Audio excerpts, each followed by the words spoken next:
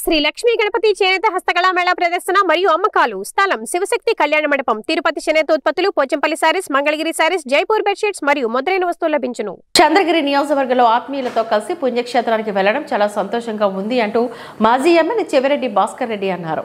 YCP నాయకులు, కార్యకర్తలు దాదాపు 2000 మందితో కలిసి ఆయన షిరిడీకి ప్రత్యేక రైల్లో తిరుచానూరు నుంచి మంగళవారం బయలుదేరారు.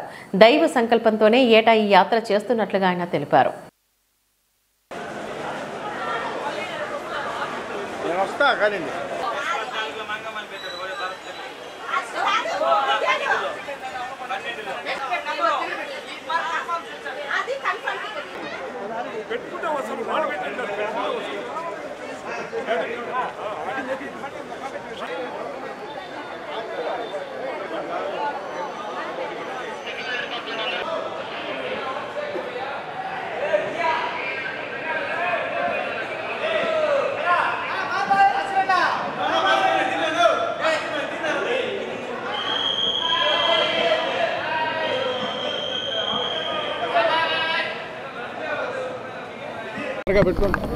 చంద్రగిరి నియోజకవర్గంలో మొదటి నుంచి కూడా సంవత్సరానికి ఒక్కసారి పార్టీ ప్రజాప్రతినిధులు, ఎంపీపీలు, జడ్పీటీసీలు, సర్పంచులు, ఎంపీటీసీలు, పార్టీ ముఖ్య నాయకులు, పార్టీ ముఖ్య కార్యకర్తలు సంవత్సరానికి ఒక్కసారి ఏదో ఒక ఆధ్యాత్మిక క్షేత్రానికి వెళ్ళడం, భగవంతుని దర్శించుకోవడం, అందరం కుటుంబంలా కలిసి ఉండడం, ఒక ఉచిత కుటుంబంలాగా కలిసి నడవడం ఆనవాయితీగా వస్తుంది.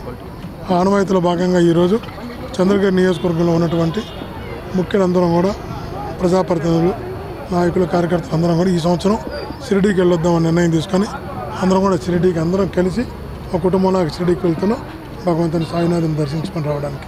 థ్యాంక్ యూ అనండి.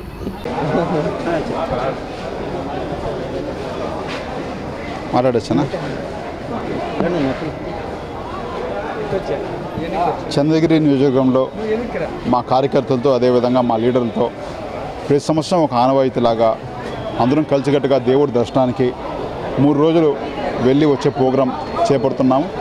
అదేవిధంగా ఈ సంవత్సరం కూడా గెలిచినా ఓడినా అధికారమైన ప్రతిపక్షం సంబంధం లేకుండా ఈరోజు మా క్యాడర్తో అందరితో కూడా 3 డేస్ ప్రోగ్రాంతో పాల్గొనడం జరుగుతూ ఉంది.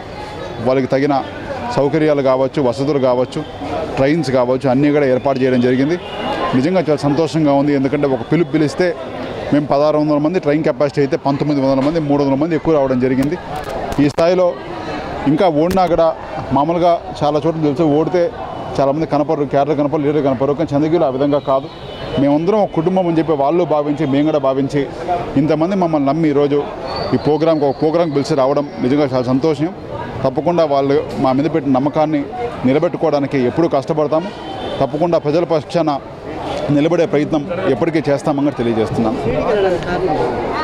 ప్రతి సంవత్సరము, ఈ సంవత్సరమే కొత్తగా కాదన్నా, చాలా ఏళ్ళగా మధ్యలో ఒక 2-3 సంవత్సరాలు కోవిడ్ వల్ల పోలేకపోవచ్చు, కానీ దాని ముందు కూడా ప్రతిసారి ప్లాన్ చేస్తున్నాం. అదేవిధంగా ఈసారి కూడా ఓన్లీ మా క్యాడర్ లీడర్లతోనే ఒక మంచి వాతావరణం, పాజిటివ్ వాతావరణంతో అందరం కుటుంబ సభ్యుల్లాగా ఒక వాతావరణం రావాలని చెప్పి ఈ విధంగా ప్లాన్ చేస్తున్నాం. అదేవిధంగా ఈసారిగా చేయడం జరిగింది.